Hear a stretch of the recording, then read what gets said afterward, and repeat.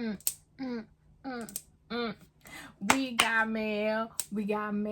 Come on in here and see my mail.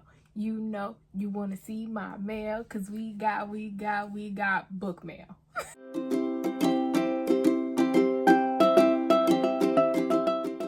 Hello and welcome back to Shelby and the book club. How y'all been? How you living? How you feeling? How you doing, friends?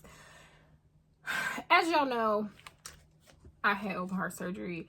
I'm trying not to make that like the tagline of my life now, but it's probably gonna be a while before I stop introducing myself as a person that had open heart surgery and survived, because I did a thing that most people don't do. But anyway, as y'all know, I had open heart surgery and I wasn't really reading for a while because I was focusing on healing. But what I could do was buy books. And y'all sent me some gift cards, so I was able to buy quite a few books. So in this video, we're gonna go through a decent sized little book haul. This isn't even everything, but these are the ones that like I want to get to soon, and I'm really excited about. I'm excited about all of them, but you get what I'm saying. So yeah, if you would like to see my book haul, here it go. I will have these books linked down below in the underneath bar if you guys want to purchase any of them and support me. I would absolutely love that. But without further ado, if you'd like to hear it, here we go. Okay, these are in no particular order. No particular order at all. I'm just kind of going to go through them and tell you what they are about and go from there. So first up, we have Hours by Philip B. Williams. You guys may remember me talking about this in a quarter one releases video.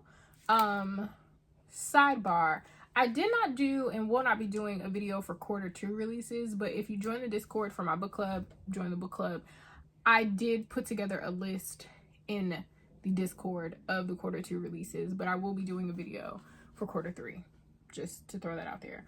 But I got Hours. Isn't this the most beautiful book cover? It is a chunky boy. It is. Which is why I haven't gotten to it yet. But this is, so it says, this ingenious sweeping novel introduces us to an enigmatic, I cannot say that word to save my life, woman named Saint, a fearsome conjurer who in the 1830s annihilates plantations all over Arkansas to rescue the people enslaved there. She brings those she has freed to a haven of her own creation, a town just north of St. Louis, magically concealed from outsiders, called Hours. I've heard amazing things. I did like tab it so that I can like read a certain amount every day. I want to read this very soon. Next, I have Great Expectations by Vincent Cunningham. This is another one that it kind of just piqued my interest. So it says, a historic presidential campaign changes the trajectory of a young black man's life in the highly anticipated debut novel from one of the New Yorker's rising stars. I'd seen the senator speak a few times before my life got caught up, however distantly, with his, but the first time I can remember paying real attention was when he delivered the speech announcing his run for president. It sounds good. I love the cover. Something else I want to read soon. Reading, when I tell you, I sometimes have anxiety attacks because how am I going to read all of these books? When, baby, shit. I'm going to do it though. It's fine. It's enough time. I'm going to have enough time. Next, so The Best American, they do collections of short stories across genres. I came across this because Jesmyn Ward, if you don't know, she is one of my all-time favorite authors. I think she is a living great. I think her skill, her content, just who she is as a person is very amazing. So these are short stories that were edited by her, and they're by a bunch of different authors, and they do one, it seems like, for every year. I'm trying to get into short stories a little bit more. But I also think that this is a way to find new authors that you may like. There are a couple more of these that I want to get. So there's one by Roxane Gay that I want to pick up. There's one by Walter Mosley that I want to pick up also as well. And Margaret Atwood. I kind of want to spend a little bit more time reading Margaret Atwood's stuff. We can talk about that at a later day. Next, I have Thirst by Marina. I don't want to butcher that, so I'm not even going to say it, but this is the cover. It's about vampires. So it says, across 2 different time periods, 2 women, 1 vampire, one mortal confront a yearning that will not let them rest. A breakout genre-blurring novel from the exciting new voice of Latin America's feminist Gothic. Outside of my comfort zone, not something that I would normally pick up. It's okay to read things that you're unsure about. It's okay to support authors that maybe you wouldn't necessarily support. You're not gonna die, okay? Okay. Then we have 2 books by the same author. One that recently came out. Again, I don't want to butcher his name. A Little Devil in America by Hanif. And his latest book, There's Always This Year. So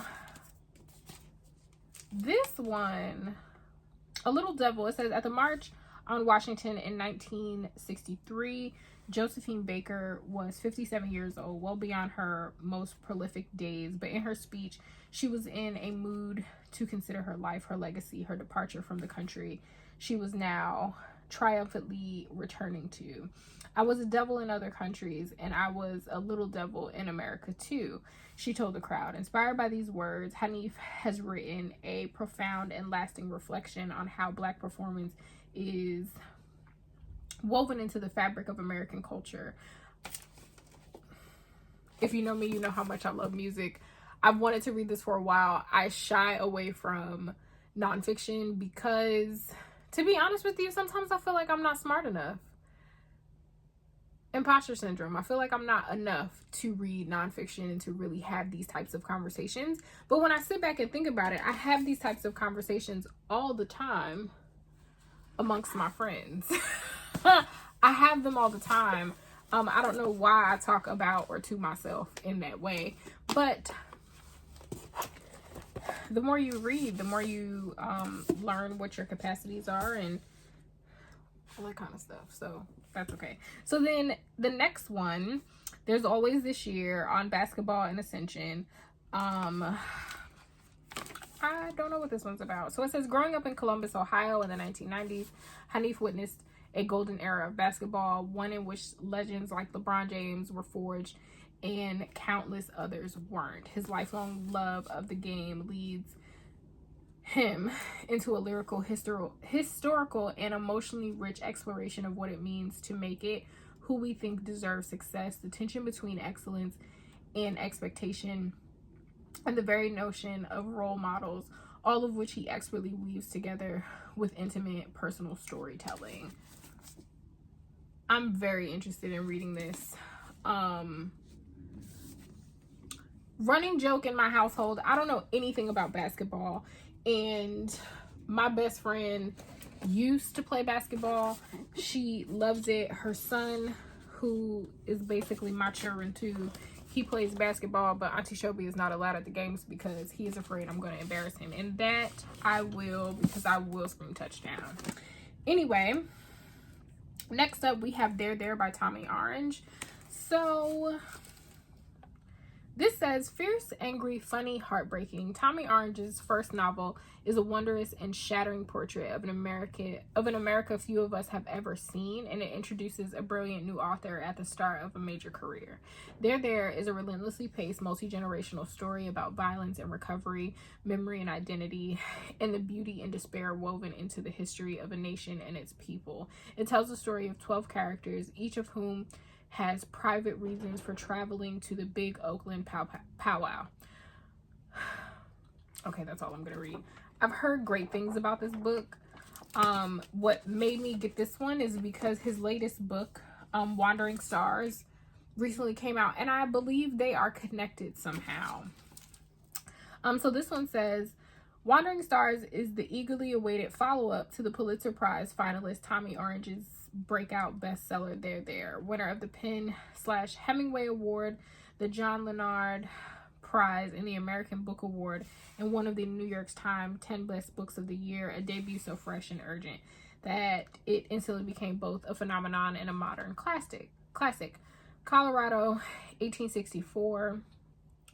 Star, a young survivor of the Sand Creek Massacre, is brought to the Fort Marion prison castle, where he is forced to learn English and practice Christianity by Richard Henry Pratt, an evangelical prison guard who will go on to found the Carlisle Indian Industrial School, an institution dedicated to the eradication of Native history, culture, and identity.